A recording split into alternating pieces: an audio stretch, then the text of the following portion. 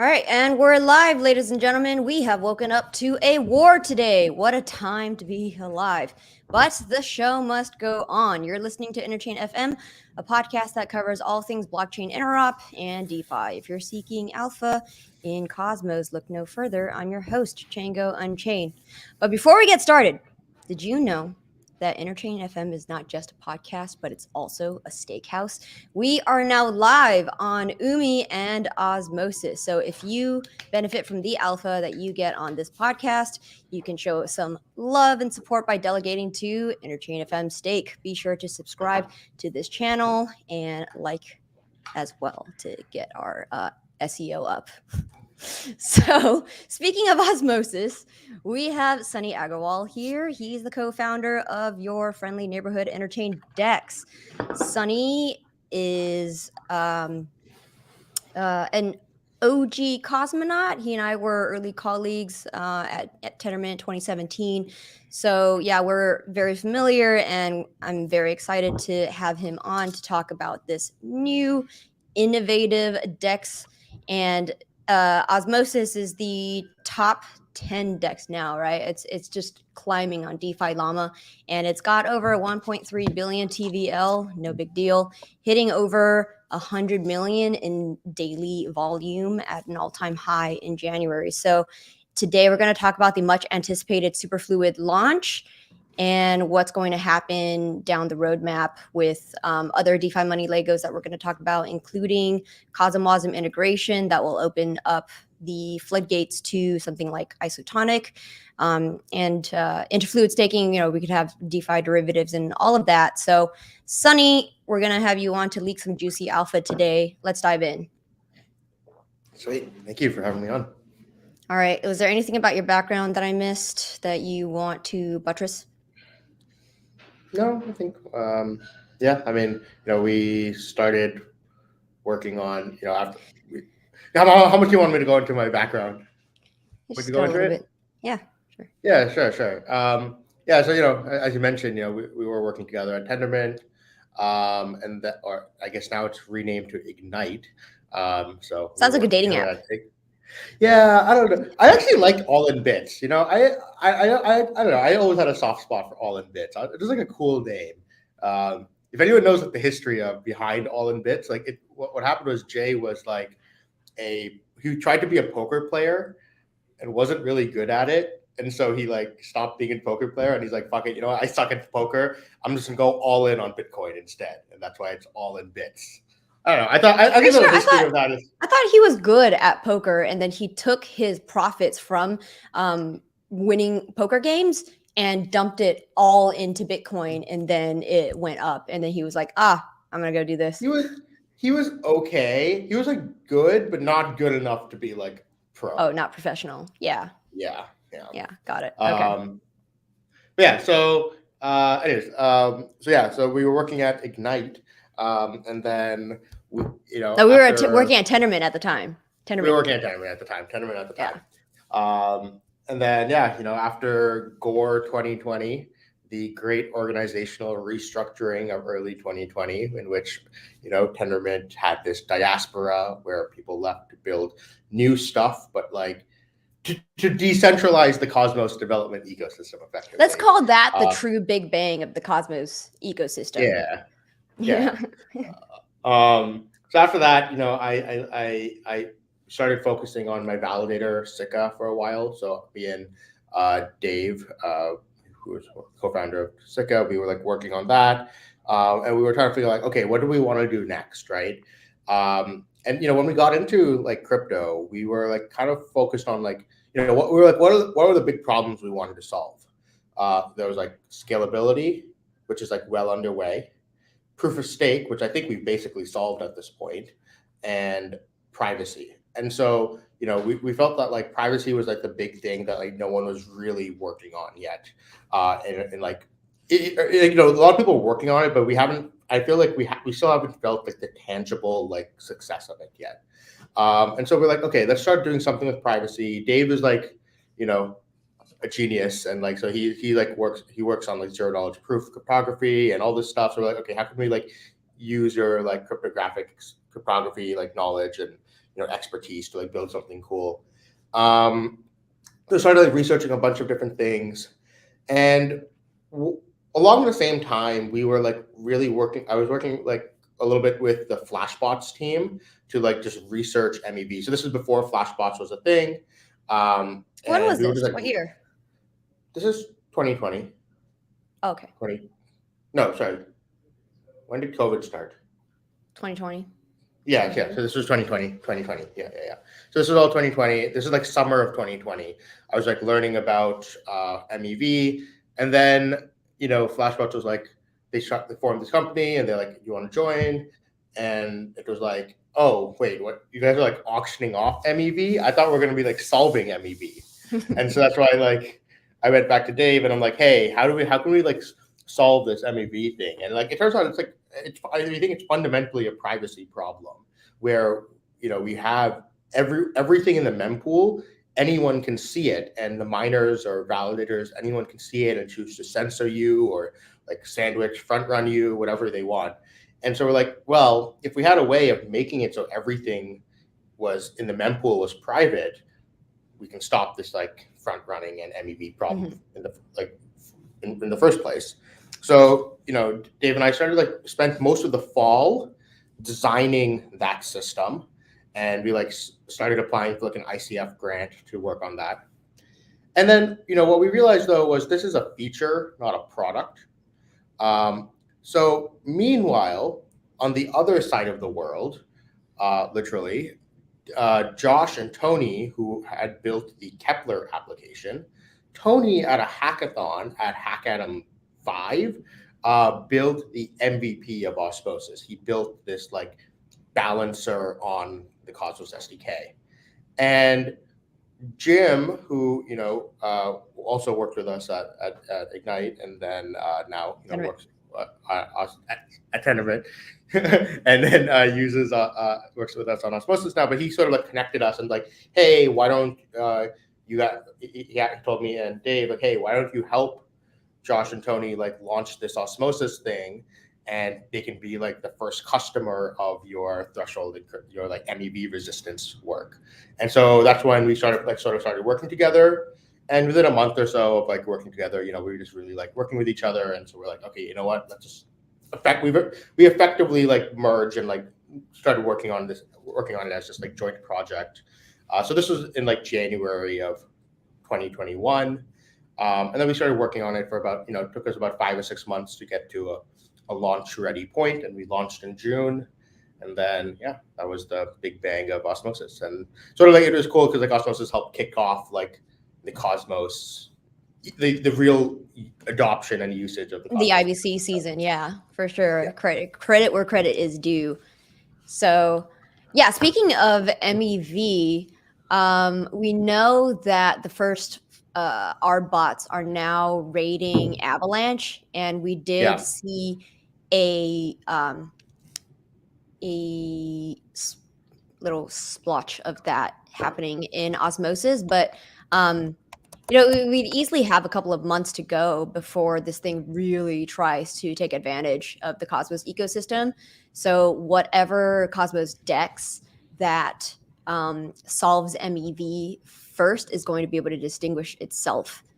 So, I mean, I wanted to talk about Superfluid Staking, but this is important enough of a subject to cover. So, let's talk about that. What's the roadmap for threshold decryption? Because that's going to be, whatever Interchain DEX that addresses this first is kind of going to be first mover. And it's going to be really important for Cosmos since Flashbots is inevitable. Yeah. So and it's really easy to do sandwiching right now. Yeah. So, I like I mentioned, one of the original visions of Osmosis was solving this threshold encryption problem, but that's not what's actually live right now. We don't have it live yet. So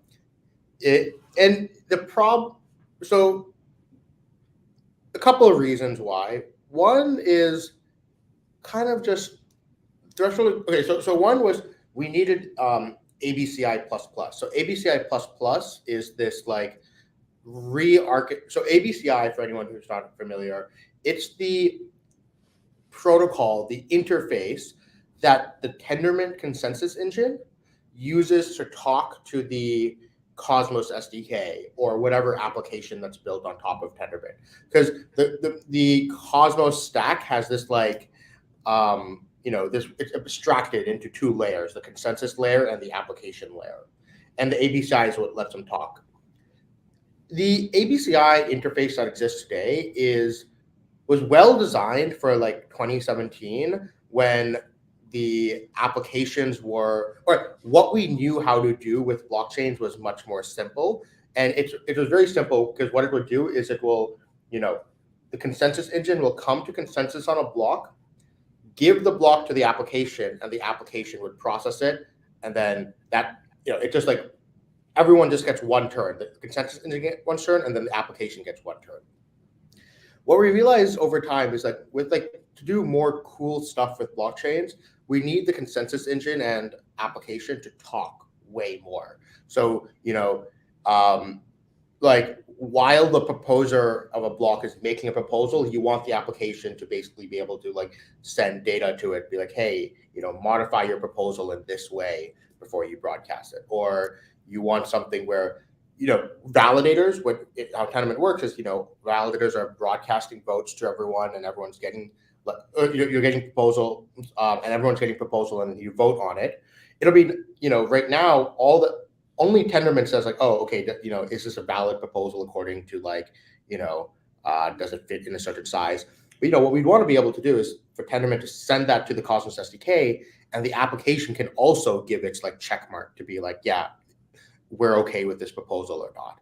And so to build that interface, like these more communication between the application and the consensus, Dave and I designed this thing called ABCI++, which is supposed to be like the new version of ABCI that enables this. And so that's actually been this like ongoing development effort. So it just took a while to get like, the full buy-in from everyone in the ecosystem to be like, okay, yeah, let's all like build this like new version of ABCI. Because it's a big task, because it involves people from the Tendermint side, Tendermint core side, and from the Cosmos SDK development team, and it's a big multi-party task. But yeah, so basically that has been in development for a lot of like 2021, and it's like still like in development right now, but it's like finally approaching completion now. And that was sort of a prerequisite to threshold encryption, because threshold encryption requires this like ABCI++ features. So now that that's underway, on the actual like cryptography side, we've been working very closely with the Anoma team to like sort of collaborate on building out a lot of the cryptography libraries and things that are needed, because they're also going to be using a very similar form of threshold encryption. So we're working with them on that. And so yeah, it's so basically the TLDR is it's well underway. One of the challenges is that like, we do need to dedicate some more resources to it, because threshold encryption always feels like this thing that it's just like medium term size feature that it's like, okay, it'll take like a good 3 or 4 months of like dedicated development to ship it. And then we always like, oh, let's ship like a couple faster features first, and then because of that, it keeps getting kicked down the road a little bit. I want to make sure it doesn't like turn into like, how Ethereum was always like, oh, we're going to be in proof of stake in like 6 months. And now here we are like 4 years later. I don't want that to happen with threshold encryption, right? Because that's still like our driving thing. So, I think after Superfluid Staking and stuff goes in, we're working on like staffing up more resourcing more engineers to focus in on threshold encryption. Well, MEV is an important enough problem that you should want to prioritize it, wouldn't you? Because, as soon as it hits Osmosis chain, as soon as there's enough value to be gained from extracting, from exploiting the EV, then, at that point, what are you going to do? It's better to be proactive than reactive. But anyway, so let's talk about Osmosis. There's some people who are still just catching up. There's a lot of DeFi power users that are still catching up on the Cosmos space.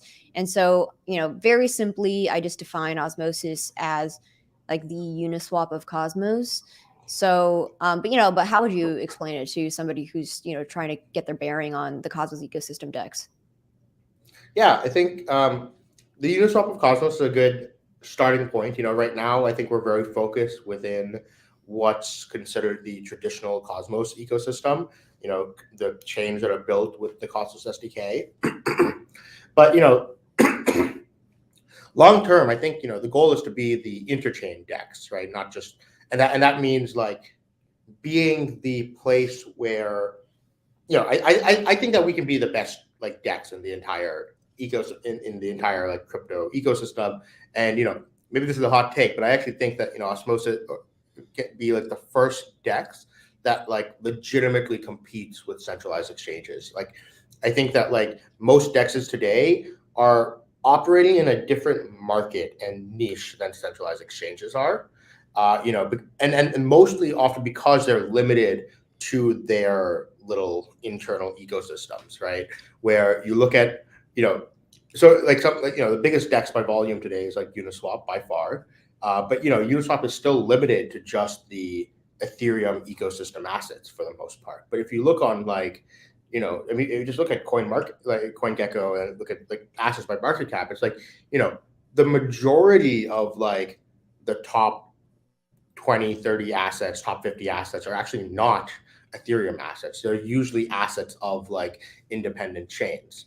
And so I think that, DEXs are not a replacement for centralized exchanges until you have like cross ecosystem DEX. And so that's why I think Osmosis, by being this DEX, like one of the first that focuses on like, or not one of the first, we're not the first to do this. For example, Thorchain has been also working on this in a very similar way. We can talk about maybe like differences between Thorchain and Osmosis. But like, so like, but being this DEX that can like connect different ecosystems and like, if you want to trade ETH for Avalanche, or if you want to trade Solana for Bitcoin or something like that, right? I think that the goal of Osmosis is to like be this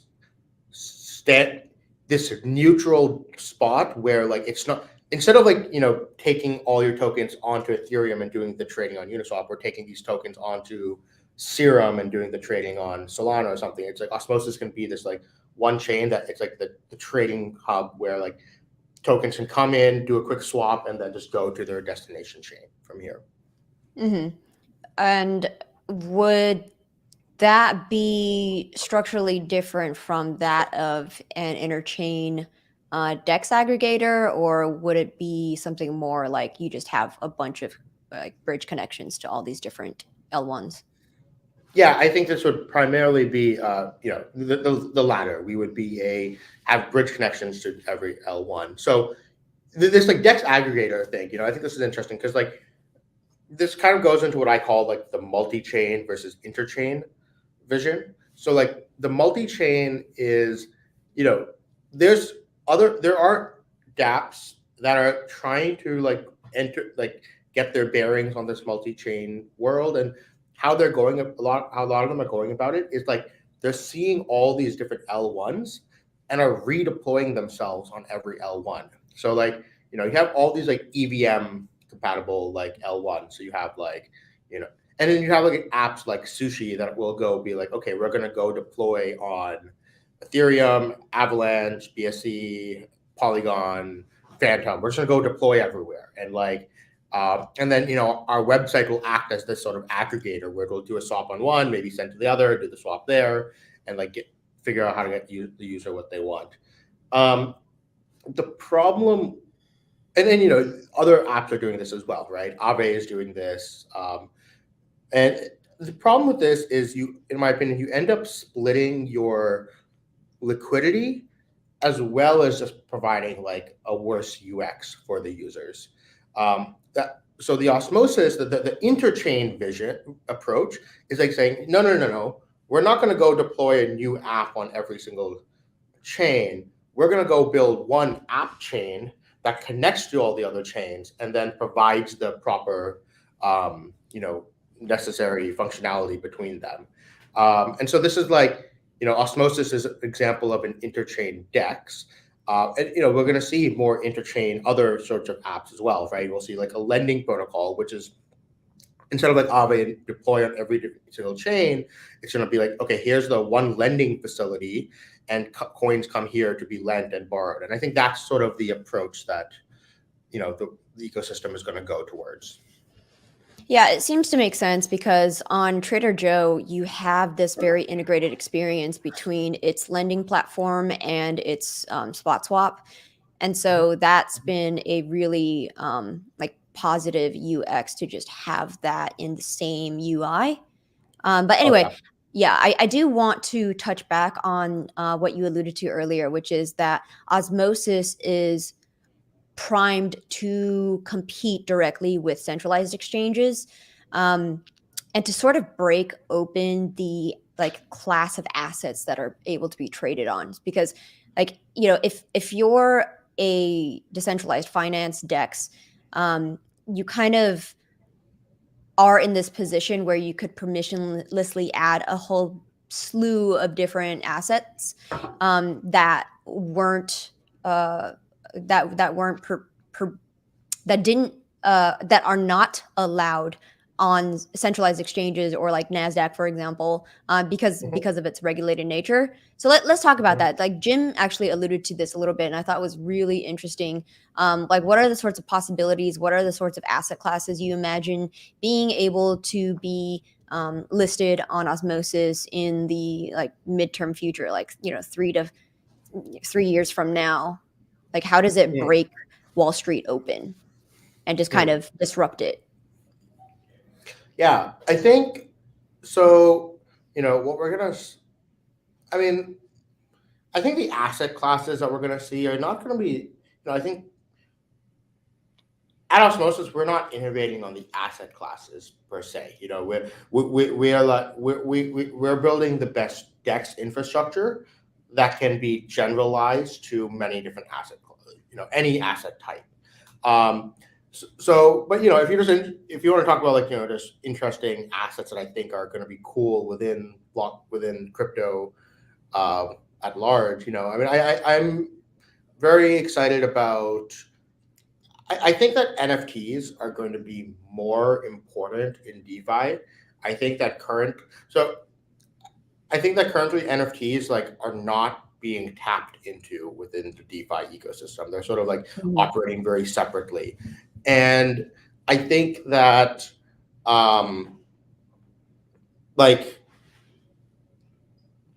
if you look at the real world, most financial assets are actually NFTs, right? Like if you look at even something like a Most home, physical assets. most physical assets for sure, and even often like bespoke financial agreements and stuff. I will say, okay, so one of the guiding principles when I think about like crypto and how to like do DeFi and everything is one of my friends. His name is Kevin Britz. I call this like Britz's law. And the trick to doing anything in DeFi is take everything that is discrete and make it continuous. As long as you follow that rule, you'll be able to invent cool DeFi like primitives. And like, if you look at like an AMM, that's taking an order book and making that discrete order book and making it continuous. You'll get something like Compound. Compound takes these like, this discrete bond market and makes it continuous based off of their like utilization curves. You look at, one of my closest friends, Zubin, like, they work on at Open. They're like an options protocol. They spent a while trying to get options like, product market fit. It wasn't really happening. And then they like sort of pivoted to working on Squeeze, which is like not exactly an option, but it mirrors like an option like payoff curve, but it is continuous. There's no different expiries and all that stuff. So, and now they're actually getting a lot more product market fit because of that. So I think in general, take everything that's discrete and make it continuous. And so NFTs currently are basically, I'd say it's like class of assets that we haven't figured out how to make continuous yet. And so I think, one thing is we like start looking at all the financial instruments that exist in the TradFi world and see how do we start making them continuous. So I think that's like one big thing. And then for the things that we can't make continuous, because how do we make a group houses continuous? They are fundamentally discrete.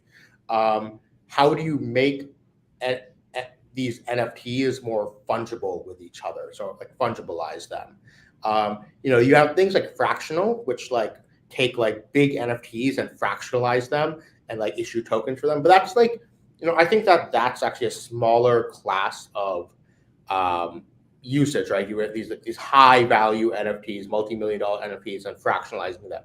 I think the more interesting thing is how do you take a class of NFTs, like let's say something like a CryptoPunks, and how do you take any CryptoPunk and make it like fungible with each other, maybe at the floor price or something like that. So you want some sort of floor punk token that you can use in DeFi, but it's still like backed by your CryptoPunk and something like that. So I think there's a couple people who've been working on different ways of doing that, but I think like none of them have really solved like how to get like the proper amount of enough liquidity around it and things like that. So I think that sort of, so I think that's sort of where I would see what's most interesting and how DeFi starts to take over more of TradFi is make more discrete things continuous and figure out how to fungibilize NFTs.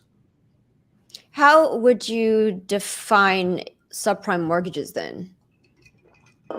Would they be continuous? Yeah, no, a subprime mortgage is the fungibilizing of NFTs, which is it's like, hey, here's this big class of mortgages, which are each very like unique, and let's like make them like fungible. I think that's a type of fungibilizing of NFTs. Yeah. So if we're gonna extrapolate that to the NFT market, then you could say, okay, well, here's the class of blue chip NFTs like punks and apes and whatnot, and you create a floor price, and then that would be your prime NFT vault or market, and you got like your long tail NFTs, and then that's your, I don't know, subprime or something. Anyway, that's really interesting to think about. But going back to Osmosis, the subject matter at hand, can you just very quickly go over the token distribution schedule and talk about the thirdening? Just because I want this to be a holistic podcast that just covers all the basics of Osmosis, so anybody tuning in later can understand it. Yeah, sure. So the tokenomics of Osmosis, how it works is at Genesis, there were 100 million tokens issued at Genesis, of which 50 million were issued as an airdrop to Atom holders. More specifically, there's this thing we called a quadratic fair drop, where you basically got given Osmo based off of the square root of the number of atoms in your account. Now, yes, that is gameable, but it was okay because at the time, no one was expecting it.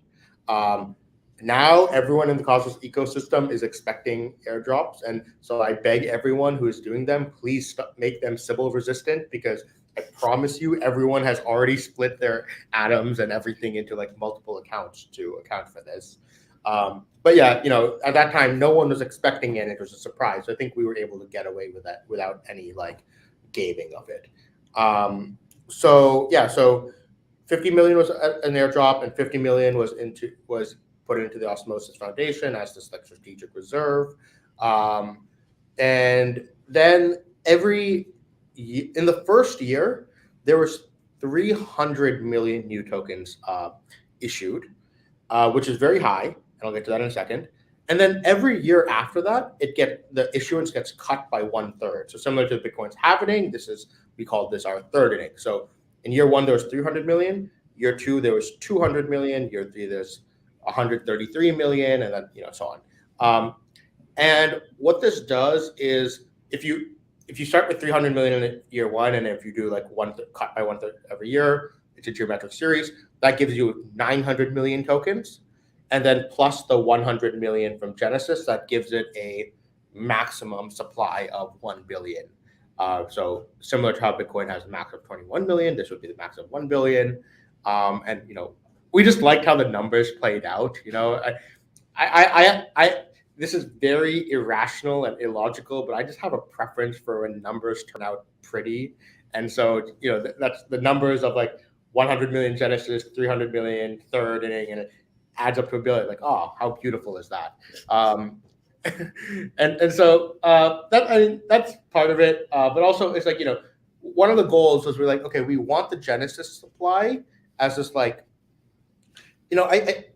how we saw the airdrop was it's like an invitation, a call to action, where the real distribution of event of Osmosis is was those first few months, and even up till today, but like the airdrop was an invitation to everyone to atom holders to be like, hey, come over, bring your atoms and these Osmo that we just gave you, pair them, and put them in liquidity pools. But really, the real distribution is, and we wanted the initial airdrop to get inflated out pretty quickly. But it should be inflated out to the people who actually were the active liquidity providers. So the active airdrop people that came in and became those first early Osmosis users and LPs, they are the ones who sort of got this major distribution of Osmo. So so that's my other tip to people who are doing airdrops, which is just if you're doing an airdrop, figure out what your call to action is for people. You want the airdrop is, you shouldn't just be giving away money for airdropping for the hell of it. You should have a very specific call to action and what you want people to do. And if they don't do it, take away their airdrop. So this is actually what we did, where we basically had a series of tasks that people had to do to claim their airdrop, and part of it was to teach people how to use Osmosis. So people had to stake, vote in a governance proposal, do a swap, and be an LP. And each time you did that, you got 25% of your airdrop. And this is supposed to be oftentimes people get airdrops and then never actually use the product that they got the airdrop for. So this was a way of forcing people to use the product. And then at the end of 6 months, anyone who didn't actually do any of the steps, they had their airdrop sort of taken away from them and put into the community pool. Yep.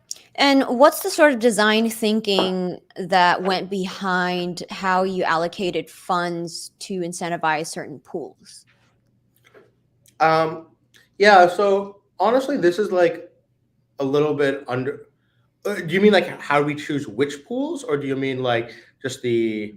Yeah, is there a standardized process, or is it all ad hoc? And if you do choose ad hoc incentivization, how do you choose which ones get incentivized and how much? Yeah, so I will say that the process right now is something that is somewhat fickle, or not fickle. It's something that needs to be improved heavily. So the process as of now is roughly that. To be honest, it's the process has kind of changed so much, almost like a little bit of a ship of Theseus, where it keeps getting edited slightly. And I actually don't have the full mental state right now of what the exact details of the process are right now. Just because other folks on the team are the people and in the community as well are the ones who sort of organize a lot of it. But from my understanding, what it currently is so what I know is everyone, to add a pool to the incentive system, they have to make a governance proposal that basically says, hey, this pool should be included in the incentives or not. And so that's just a yes or no question. If a pool is included, it's fed into this algorithm. There's this Unity keeps this giant Google spreadsheet that tracks all of this. And it basically gives a weight to each pool based roughly off of its volume divided by liquidity. So the more and this is meant to incentivize useful liquidity. We want we don't want a pool that has a lot of liquidity but no one's actually using it, and we don't want to give a lot of incentives for that, because that's not useful liquidity, right? That's just dumb liquidity sitting there that's not helping anyone. And so we want to give incentives to efficient use of liquidity. And so that's sort of the rough, it follows, it does that. You'll notice that it is slightly problematic because volume is very hard to it's very gameable. in blockchain, or not in blockchain, just gameable, period, right? Centralized exchanges do wash trading, and we had SIP Chain's community had this proposal to wash trade on Osmosis to boost their rewards, and so that's very problematic, and it's not don't hate the player, hate the game. It's we recognize that hey, this is actually a fundamental flaw in the Osmosis incentives design right now, but it's one of those things that's nice and works really well until someone starts gaming it. But now that people are sort of aware of how it can be gamed, now we have to go back and start to rethink how we do incentives. But I think it was actually a really good bootstrapping mechanism. The other thing that we do also is incentive matching, where Osmosis has the ability, it makes it easy for external teams or community pools or whoever to add in their own external incentives onto pools as well. And so by adding external incentives, Osmosis governance will often match those external incentives as well. So if someone like Akash Network added AKT incentives to their pools, then Osmosis will try to match that dollar value as a boosted incentives as well. So long term, as the thirdening happens, right, Osmo incentives will go down over time, and so the goal is to get to a point where Osmosis is so central and important that other protocols will add their own incentives. People often if you look at something like Uniswap, right? Uniswap doesn't even have any incentives at all, or no uni incentives right now, and yet they still have the most, they're the biggest DEX, and so oftentimes it's because external teams will add incentives to pools and stuff, and that's sort of the end goal where we want to get to as well. Okay, so as I understand it, as the budget for pool incentives gets exhausted over time, the idea is that we transition to the projects themselves self-incentivizing. Yeah. Okay, so let's talk about superfluid staking. This is what we've all been waiting for. Which pools are supported first, and what's sort of the features that are going to be plugged in over time as we iterate on completing superfluid staking? Yeah, so I think the version of Superfluid that's gonna ship in this week should be treated as very much of the MVP beta. One thing to note about should I maybe talk a little bit about what Superfluid is first? Or do you think everyone's already familiar? Okay, so what is Superfluid, right? Superfluid is, so in Osmosis, we have a lot of Osmo, but that's staked, but it's actually much less than the amount of Osmo that's in the LP pools. It's more Osmo sitting in liquidity pools than being staked. And in our liquidity pools, we have this whole bonding system because we wanted to incentivize long-term liquidity, and people take their LP shares and they already are bonding them. Well, there's been this movement for liquid staking for a long time of how do we get more capital efficiency for staking. And so typically what people would do is something create these staking derivatives where they'll take stake tokens, you'll go stake them, and you get back this derivative token that you can then go use in DeFi or do whatever you want with, right? And this is kind of what things like Lido and stuff do. The problem for us is we feel that this fundamentally undermines the security of proof of stake in a lot of ways. We spent all this time designing these unbonding periods and stuff, and making proof of stake security work, and then staking derivatives is sort of undo it all, and that worried us a little bit. So what we were hey, can we design a system that can we design an alternative to staking derivatives? And that's where superfluid staking came in. It was originally called reverse staking derivatives because the idea was what if we do this whole process in reverse? Instead of taking staking tokens, stake, get derivatives, use them in DeFi, what if we do this in the other direction? We take staking tokens, use them in DeFi, get back DeFi assets, and stake the DeFi assets. So normally what happens is when you in proof of stake today, you only stake the native staking token. But we're like, hey, we have all these DeFi assets like LP shares, for example, and these LP shares are really sort of wrapped. They have staking tokens underneath them. Like if you have an LP share for the Osmo Atom pool, there's Osmo underlying that, and you can withdraw Osmo with that LP share.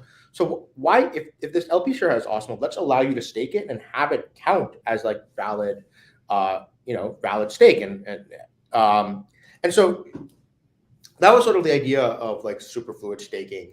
And I think one way I like to think about it was like there was this idea in proof of work for a long time called proof of useful work, and it was this like holy grail of like, hey, can we find a proof of work problem that instead of being quote unquote useless hashing, where the proof of work that miners are doing are actually useful to the world. So a naive example, like, oh, can we be finding prime numbers or something? Finding new prime numbers. That does not work. The problem is in proof of work, there's a lot of like, the design constraints to make a problem really good for proof of work are like really hard to find a useful problem that like satisfies all those requirements. So I like to call superfluid staking, it's proof of useful stake, where it's like, instead of just taking pure Osmo and just staking it, which helps secure the network, which is great, but what if we can actually allow that Osmo to be useful for something? It's helping provide liquidity and securing the network at the same time. So now this is proof of useful stake. And it also just provides better UX, because with staking derivatives, you could take like Lido Osmo, for example, but then you create a pool with it. But now the pool has to be of like Lido Osmo to Atoms, or Lido Osmo to Lido Atoms. And we just think this is like not the best UX. I think people want to create pools with like native Osmo, right? I think that this is one of the whole things. We're anti-prefix. I think users want to see very clean, easy to understand assets instead of these like weird prefixes and stuff. So that's what superfluid staking is. You can take the LP shares of pools on Osmosis with Osmo in them and actually stake them in proof of stake. And then you'll be earning your normal liquidity incentives, but you'll also start to earn staking rewards for that as well. And so what we're going to start with is we're going to be doing it off of the, we're going to start with the Osmo Atom pool, just because it's the largest pool right now and has the most liquidity, and the assets are relatively more correlated with each other. They don't swing as wildly, not as much IL on them, and that's just for the beta. And then governance can add more pools on top of that. So next, probably if you just go in order of like liquidity, probably would be like Osmo UST or something. But yeah, so I think that will that's sort of the game plan here. Start with one pool just to test it out, and then add more once we're a little bit more confident that the system works. I legitimately think that this is like the biggest advancement in proof of stake since like, I don't know, the invention of slashing, probably. Right. So just to give people a little bit of historical context, we've had this concept of liquid collateral as introduced by Dan Elitzer several years ago. And that worked well for the Ethereum DeFi ecosystem, because those tokens were more or less governance tokens and not necessarily used to secure the underlying chain. Used to secure the underlying chain. But in the proof of stake context, this is actually pretty significant and risky if designed in a naive way, such that it would corrupt the security of the underlying chain, because the tokens that we're working with for liquid collateral are like itself staking tokens. So yeah, this is sort of a watershed moment for proof of stake. But can you think of any other proof of stake blockchain that has something like this? I would say it's not. I don't know of any other proof of stake blockchain that has something like this, but you could imagine that like there are like other governance protocols that do this, for example. So I don't know. I mean, for like any blockchain that has like a staking token Yeah, I don't instead think of any like a blockchain. governance token. Yeah. Yeah, so what I was going to say is like, if you look at something like Sushi, so what Sushi Swap does is you could call it, they have superfluid governance, because what they actually do is you can stake your Sushi to get voting power in Sushi Swap DAO, but you can also stake the LP shares that contain Sushi in them as well. Yeah. So you can take like Sushi ETH LP shares, and that can also earn you voting power. And so they call this like Sushi Power. But yeah, so basically, I think it's like a similar concept to that, but applied to proof of stake. And I don't think anyone's done that yet. Right. Yeah. So the key difference is that like the Sushi Swap DAO, would you call it Sushi Power? It's the security of that smart contract still rests in the security of the Ethereum blockchain rather than in the whatever Sushi token itself or the Yeah. Sushi LP collateral token. So that's the key difference. Part of the reason why no other blockchain has done this yet is you need to have an application specific blockchain to make this work, right? Because if you have a generalized neutral blockchain, you basically this only works, Superfluid Staking only works because the lower layers of our blockchain know about the upper layers. So our proof of stake system, which is usually, like much lower level, actually understands the DeFi assets that are built on top of Osmosis. But, in Ethereum, the Ethereum blockchain doesn't understand what Uniswap is, right? Because Uniswap is not a first-class citizen of the Ethereum blockchain. And so to make something like Superfluid Staking work, you need a blockchain in which the DeFi assets are also first-class citizens so that the proof of stake system can understand them and use them in staking and know how to like price them and all this kind of stuff. So that's sort of why Superfluid Staking hasn't been seen yet, because you really do need an app chain to make it possible. Yeah, and that actually helps me segue to interfluid staking. So, if we have interfluid staking and we'll go back to defining what interfluid staking is later.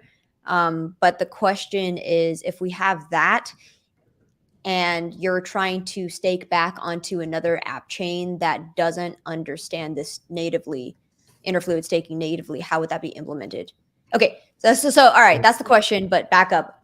Interfluid staking is the next step after superfluid staking. So can you give people an intro about that?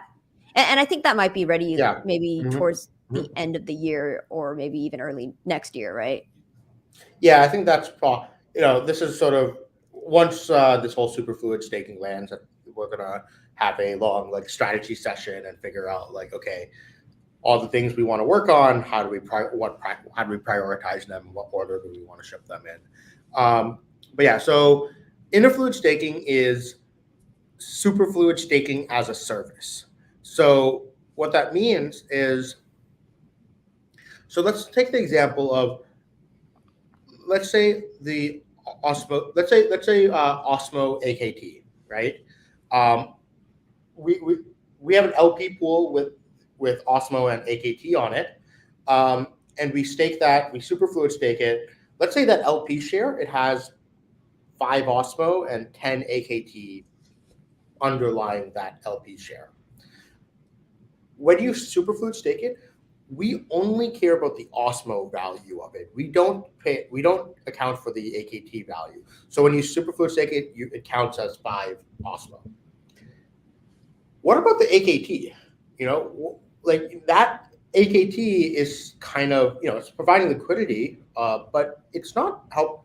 What if there's a way that we could tell Akash it could also help secure the Akash network chain? So we could tell Akash network over IBC saying, hey, by the way, you have some Osmosis LP, you have AKT superfluid staked on Osmosis. Do you want to let that count for helping secure your chain as well? You know, that AKT that's here, you know, I'm sure they'd be happy to stake, you know, like delegate to a validator on Akash network. And so they could send that information over IBC. Akash network will include that voting power in like its validator powers. And then if that validator ever gets slashed, it will send it over that information over IBC and will slash them on Osmosis as well. So it's basically, so it's saying that like, hey, we can use the same superfluid stake to secure the other side of the LP share, the non-Osmo side. And, you know, this requires buy-in from the other chain. We can't just like, you know, Akash network has to agree to being a interfluid staking client. And that means they have a certain high amount of trust relationship like in the Osmosis chain.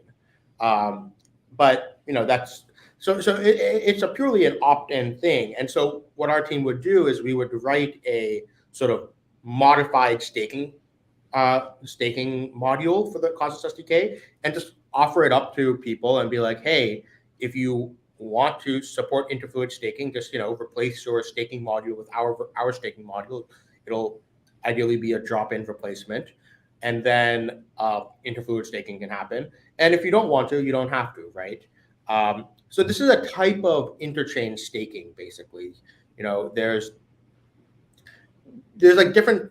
This is so one thing that's like worth noting is this is like different than what the Cosmos Hub is trying to do with shared security. So because like shared security is about atoms securing more chains. Here, where it's not about, you know, Osmo isn't securing more chains. It's just letting the other chains use their own token that happens to be sitting on Osmosis to help secure their chain. So and I think it's serving a very like sort of different market and different niche. I think the Cosmos shared security hub shared security model is more for new chains launching where they don't want to have their own, you know, find their own staking token and all this kind of stuff. They just want to get to launch faster. I think Interfluid Staking is more medium-sized chains that already have their own staking token, and this is just a way for them to augment their security. Okay, I want to go back to slashing. So if a validator gets slashed on AKT, on Akash, and you said that it gets slashed on Osmosis, when you say that, you're talking about their pro rata portion of the LP share, right? That's currently locked on Osmosis? Yeah, the delegators, right? So what will happen is a delegator will superfluid stake on Osmosis, and they'll say, I want to delegate to this validator on Osmosis. But then they'll also say, I want to delegate to this validator on Akash network. And so if that validator on Akash network gets slashed, the delegator, that information will be sent to Osmosis, and all of the delegators who delegated to the Interfluid delegated to the validator, they'll get slashed here. So you don't Wait, need I'm sorry. So I'm confused. If I delegate to a validator on Akash and that gets slashed, that message gets IBC transferred to Osmosis so that they know that this happened. And then what? The validator on Osmo that got slashed? So the flow, user flow is you do one bonding on Osmosis, superfluid bonding. So you take your LP share and bond it. And then you say, who do you want to delegate it to? On Osmosis, you say, I want to delegate to Sika. Interchain FM stake. Yes, I want to delegate to Interchain FM stake. And then on Akash network, I want to delegate to Sika. Now, what will happen is, and so you make that transaction on Osmosis and that you want to delegate to Sika on Akash network. And then it will send that information over IBC and it will add you there. Now, add the voting power there. Now, what happens is when Sika gets slashed on, Sika double signed and gets slashed on on the Akash network, that information that Sika got slashed is sent to Osmosis, and Osmosis is keeping track of who has delegated to Sika on the Akash network, and it will slash them here. So the delegator who and so yes, that will, so your AKT delegation gets slashed on Osmosis. Yeah. That's how it's Yes. done. Got Yes. it. Okay. All right. So that turns the Osmo app chain into a sort of application specific chain that tracks all of these delegations to other chains. Then. Yeah. All the Superfluid delegations. So you can still go take AKT like normal on the Akash network and delegate it, but this is just for the Superfluid. Yeah. Right. But the service that the Osmo chain is providing is to track all of these delegations and also provide the service of slashing on the Osmo chain for them. Got it. Okay. So, all right. Coming up on an hour, there's still a lot more that we need to cover because there's some important things that are coming down the pipeline, which includes CosmWasm launch. So that allows permissioned smart contracting on the Osmo chain.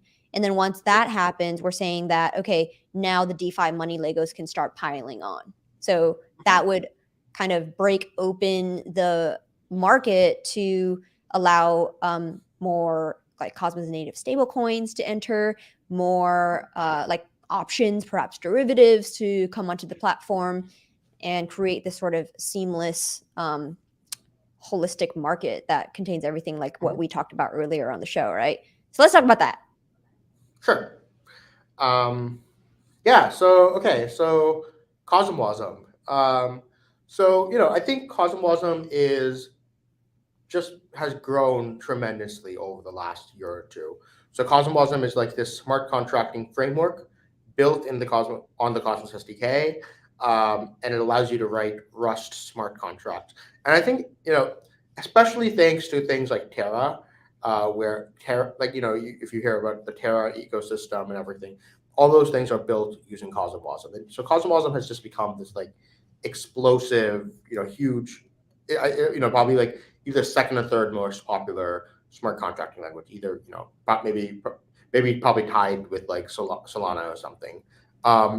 So we're like, okay, why do we want to? Maybe let's backtrack on why do we want? What's our goal here?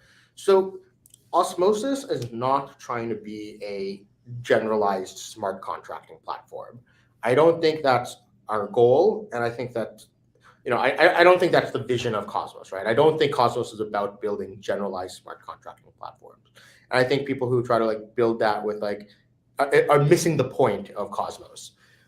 The point of Osmosis was, we want to build an app chain and be like the best app chain possible, and be the best DEX app chain.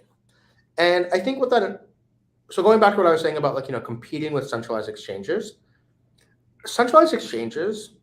are they're like a suite of products that are packaged into one product, right? One seamless user experience. So if you go on a centralized exchange, they have their spot trading, but they also have margin trading. They also have perps. They'll also have like FTX has a NFT market, I guess. I don't know if that's what we want to do right now, but they also offer other things, right? They're also a fiat on-ramp. They're also a custodian for a lot of people. They're also information services for a lot of people, right? Like centralized exchanges are this like suite of products that are packaged into one. And how I see it is that the Osmosis chain should also serve a similar suite of well-integrated products together. And the thing is, our team can't, they single-handedly build that entire suite of products, right? It just won't scale, right? And so to make this suite work, we need to invite external developers to come in and contribute to this like suite of products. And this is where CosmWasm comes in. Is it makes it easier for these external developers to come in, because the Cosmos SDK is, it's very hard to build, like have multiple people sort of adding features to it at the same time. CosmWasm, because it's just easier for, like, one team can start building, an ETF protocol, while another team is building a lending protocol, while another team is building a perps protocol, and they can all sort of be working together and still, like, start composing with each other. And so Osmosis, so how do we prevent ourselves from being a generalized smart contracting platform? Is we make it permission. So governance has to approve the deployment of new contracts. And what this is like, we want to make sure it's like, okay, these are it should be a big deal to add a smart contract to Osmosis. It's like and it might become easier over time. I think maybe in the long term, I see this, it could be almost like the App Store iOS App Store model, where, like, the iOS App Store, you have to, like, go through this approval process that, like, because they want to ensure, like, a certain level of, like, quality of the apps on the iPhone, because they want to, like, serve good UXs to their users. And I think maybe I think it can eventually maybe develop into that. But I think for now, we want to focus on this, like, suite of products. I think it's more important to have like the Osmosis app chain have, like, 10 to 20 great products instead of 200 mediocre products, right? And I think, like, we want to be working closely with any team that wants to build on Osmosis to integrate into. So you mentioned, like, Trader Joe's, like, they have the lending protocol integrated into their front end and DEX, right? That's kind of what we want to do as well, where we want to, like, be like, okay, hey, so part of it is, I think that lending and trading to build a good DEX, they need to be, like, integrated. This is what makes FTX's trading engine so good, is that how well integrated their lending and trading are. Like, the liquidations are very efficient, and, like, they have, like, really good cross margining systems. And we want to be able, so we're actually working with Confio, who was the developers of CosmWasm. They're working on adding CosmWasm to Osmosis itself, and building, like, a specialized version of CosmWasm that's, like, more integrated into the Osmosis DEX, so you can easily do swaps and trades and stuff from CosmWasm. But then they're also working on this product called Isotonic, which is going to be like a lending protocol for Osmosis, well integrated into the Osmosis front end and everything. And then it'll be the base Isotonic with, like, the Osmosis will be the base lending system that will enable the Osmosis, like, margin trading system that we're going to be building. Because eventually people want to start trading with leverage, and so we need to start enabling that. We need that lending protocol. So the Isotonic is, like, one of the products that is going to be built with on Osmosis. Another one is, like, Ions, right? So Ions is this whole thing that has been in Osmosis for a while, but now that's finally getting some. There's a development team called AlphaWorks. They're, like, working on building, like, a synth perp style system for Osmosis. So that's sort of another big feature that I think, great product that will be part of the Osmosis suite. And there's a couple more, like, cool stuff that are part of this Osmosis suite of products that is, like, coming down the pipeline. Yeah, great. It's especially prescient to talk about incrementing additional financial products into a DEX, because, like, if we zoom out to what's happening geopolitically, we're seeing that the Canadian government has no qualms about going to centralized providers and asking them to freeze users' accounts and dox all of their users. And so why wouldn't governments start doing that as standard practice for any centralized exchange that has all of these this user data and has the user's keys? Yeah. So what's the alternative? So there has to be something that users can turn to when something like that happens. So the fact that Osmosis is providing this suite of protocols soon is going to be a good like support net that catches all of those people who've fallen off the centralized exchange UX. Yeah. Okay. So let's. One other thing about like why. So another reason why, for example, it's important to be like more limited in the applications on Osmosis, like deployed on Osmosis, is the whole point of the application-specific blockchain was so that we can iterate quickly at the protocol layer, right? So going back to like threshold encryption, once we add threshold encryption, you know, I'm sure to make threshold encryption work, there's stuff that like needs to be done at the front end level for all of the apps. You know, you have to like have the front end know how the threshold encrypted system works and everything. And so if there's like 200 applications built on Osmosis, there's like, it'll be impossible for us to coordinate with everyone to make sure, you know, as a system. This is kind of like why Ethereum gets like very slow on like iteration, because there's just so many stakeholders involved with Ethereum that every change has to be very carefully thought out to be like, okay, one, like no one, it can't break any of the applications built on top of it yet. And we have to make sure everyone is ready for this like upgrade to happen. And that's why we want to be like, hey, okay, no, let's just go and do, you know, we right now, Osmosis is very vertically integrated, which is what our sort of big feature is. You know, we own the app, we build the front end, we control the chain, and our team also builds Kepler, right? So we have this like kind of like very integrated user flow from the user down to the chain. But as we add more applications, you know, we want to be able to coordinate with like 5 other development teams to add threshold encryption rather than 1,000 other development teams. Okay, so we're going to take some questions from the audience right now.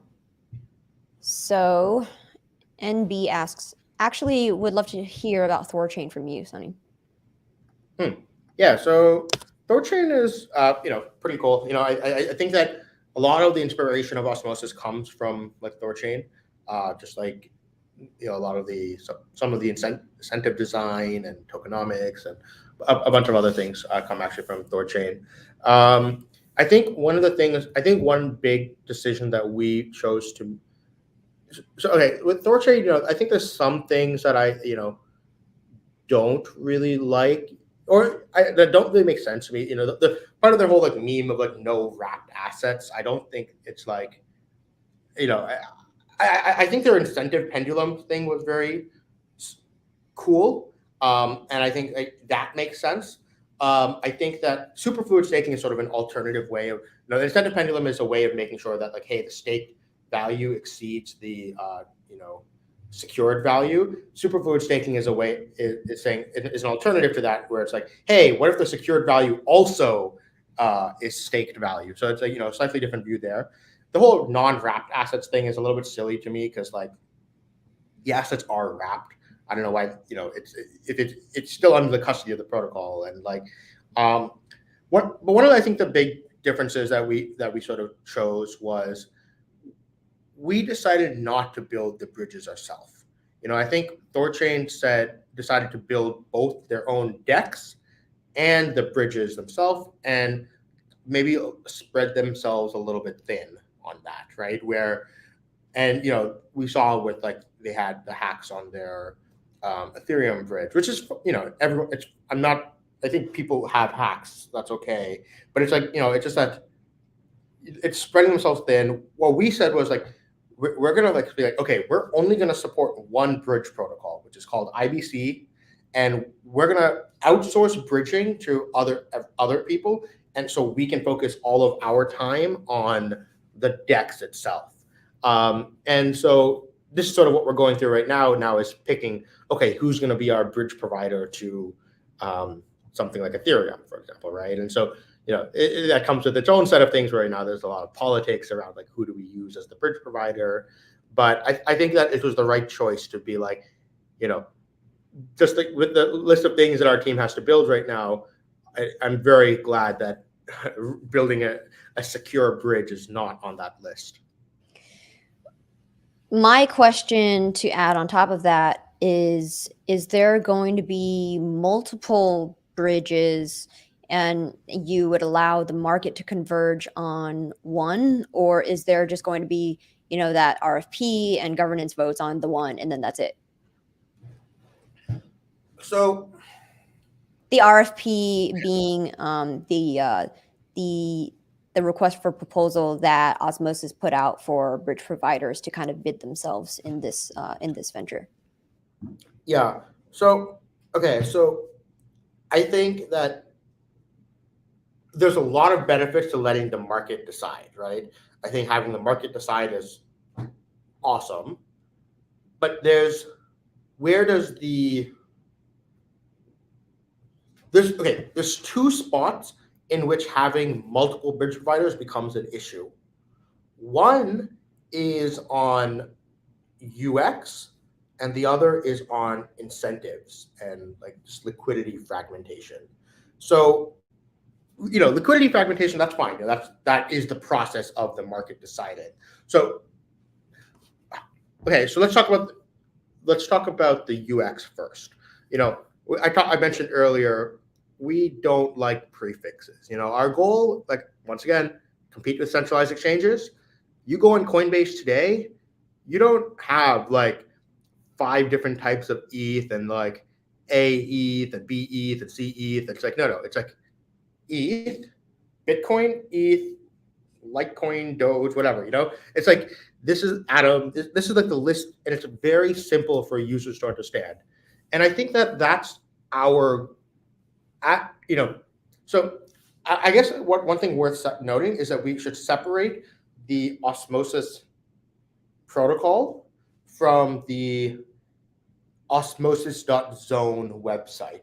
So osmosis.zone is like a front end that Chainapsis, which is one of the main development teams behind Osmosis, they maintain this front end to Osmosis, and it is just one front end to Osmosis, right? There are multiple front ends to Osmosis already live. So the Cosmos Station wallet is a front end to Osmosis. You know, Citadel One has a front end.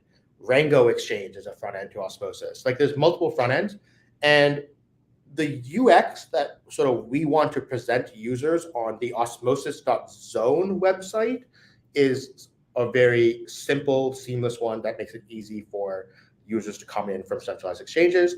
And so that's why on the osmosis.zone website, we'll need to pick one asset to display users and say, hey, this is ETH.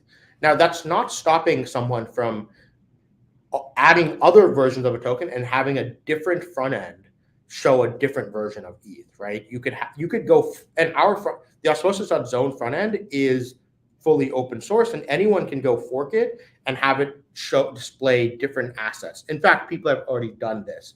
So if you look at Bitsong, they're like they're really focused on their creator tokens. They've actually forked the Osmosis front end and have a version that's like very focused on like showing their creator tokens. So they've listed their creator tokens on Osmosis, and they're just using a new front end to just display them instead of having the Osmosis.zone front end display like hundreds of creator tokens, which I don't think is the right UX. So that's sort of where, you know, on the UX side, the Osmosis.zone front end will want to pick one, but other front ends can pick other things, and listing on Osmosis is completely permissionless. So even if we choose one bridge provider, that's not stopping another bridge provider from like coming and being like, okay, well, we're just gonna have our own front end that has our version of the assets, and you know that's what we're happy to have that happen. The other place that it matters though as well is incentives. So Osmo incentives, right? Where that is like something that the protocol actually has to decide. So what's displayed on the osmosis.zone site is something that Chainapsis gets to choose, but incentives is something where governance has to choose. And maybe governance wants to split liquidity, split incentives across multiple versions of the bridged asset. I think that's probably okay.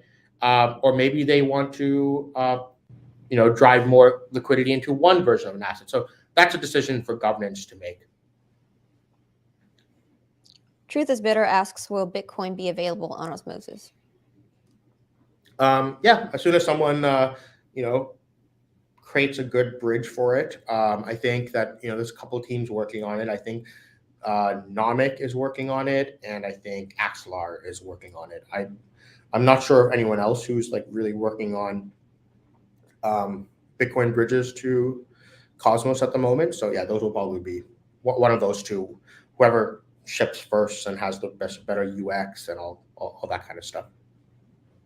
Okay, great. And that covers all that we've got for today. Sunny, do you want to tell people how to find you, how to find Osmosis, and any last thoughts that you want to bring to the table? Yeah, sure. Yeah, so you can find me on Twitter. I'm SunnyA97. That's my Twitter, and then the Osmosis Twitter is @OsmosisZone. And the website is also Osmosis. Our front end, the one that we maintain, is osmosis.zone. And on there you can find links to like the Discord and the Telegram and things like that. So yeah, that's how you find us. And yeah, just really excited for Superfluid Staking and all this like cool features. And I think there's like there's a lot of stuff coming down the pipeline that we didn't even get a chance to talk about. There's like a whole refactor coming to the front end, and like there's a new data analytics dashboard that's going to be coming where people can like track their own liquid. The info site right now is like this like global thing of, oh, here's how much liquidity is in each pool, but like you'll soon be able to actually see like, oh, okay, here's my LP shares, here's my portfolio, here's like my fees that I've accumulated, here's my impermanence loss that I've gotten over time. So I think like giving as much cool data and stuff to users will be really exciting. Yeah, there's another thing that is going to be very useful for people who are staking, which is a tax calculator, right? I believe that would be coming down much later in the pipeline, but maybe you know more about that, Sunny? Yeah, so there's there's one currently called stake.tax, and it supports Osmosis. You just drop your Osmosis address into it, and it will like spit out a CSV with that you could import into Token Tax or whatever, Coinly or whatever you use. And we're actually working pretty closely with the Stake Tax, with Roger from stake.tax, and so this new data system that we're building, it'll be integrated into Stake Tax, and you can actually we'll be by April it should be possible to like we'll spit out like, oh, here's your tax form for all your Osmosis trades. Okay, well, looking forward to that because taxes are a headache. Thanks, Yes, listeners, for tuning in to Interchain FM. And thank you, Brian Luke, for supporting the production of these live streams. Once again, I'm proud to remind you that Interchain FM's Stakehouse is up and running on both Osmosis and Umi. So if you're not delegated to us, do so and time it with Superfluid Staking with your Atom Osmo LP GAM tokens. Next Thursday, we're going to have Eric Chen from Injective come back to talk about their updates, and we're going to have just another second round with him. So we're going to talk interchain derivatives and whatever else they have coming down the pipeline. So we will see you next week. And thanks again, Sunny, for coming on the show. Bye, y'all. Thanks. Oh, yeah.